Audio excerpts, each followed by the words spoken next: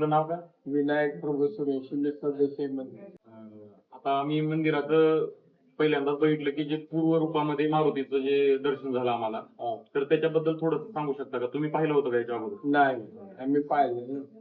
ते कमीत कमी 80-90 वर्षाच्या पहिले जी आमचे वडील सांगत होते ते सिंदूर उतरवून इथं पिपळ होता, त्या पिपळाच्या बुडाला टाकलेला आम्ही बघितलं. त्याच्या तुम्ही बघितल्या. मूळ मूर्ती आम्ही बघायला. आता हे जे मूर्ती आहे, ती मूर्तीचं वैशिष्ट्य काय? म्हणजे हे कोणी बसवलेली होती? प्राणप्रतिष्ठा कोणी केली होती? हे मूर्ती मंदिर बांधण्याला हे नागेबाबा महाराज म्हणून जीवन समाधी आहे.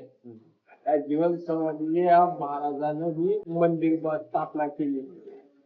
पूर्वीच्या काळात पूर्वीच्या काळात अंधगडाचं मंदिर होतं, अमर मंदिर होतं. हे दिलीपरावनं 2016ला हे मंदिर बांधून दिलं. त्याच्यामध्ये पूर्ण देशामध्ये या मंदिराची ख्याती आहे. आपल्या देशामध्ये म्हणजे आपल्या 2-4 राज्यामध्ये तर आहे. म्हणजे कर्नाटक, महाराष्ट्र, आंध्रात, ते पार हैदराबाद पासून पुन्हा यंदा आराधना बघा हिची आहे आपली काय ते दिल्लीची एक झाली, पुन्हा चेन्नईची झाली.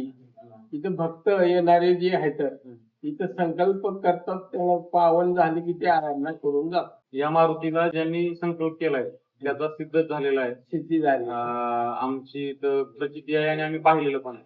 आणि या मारुतीचं महत्व इथं फक्त इथल्या क्षेत्रापुरतच नाही, तर आता जसं मामांनी सांगितलं की दिल्ली, चेन्नई इतक्या लांबपर्यंत याची ख्याती आहे. आणि आराधनेमध्ये काय असतं?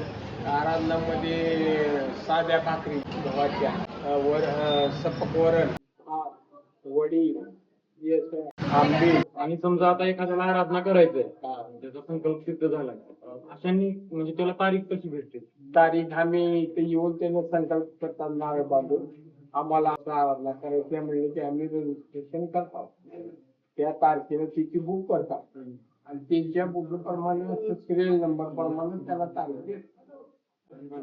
त्या पत्र टाकलं, सगळा पत्ता घेतो त्याला एक पत्र देतो, आम्ही एक पत्र देतो. मग ते जसं नंबर आला त्याला पत्र जातो घरी. मग ते दीपावलीच्या तुळशी बारशाला हजर व्हावं त्या दिवशी वर्षाच्या तारखा बुक होतात नंबर चालू.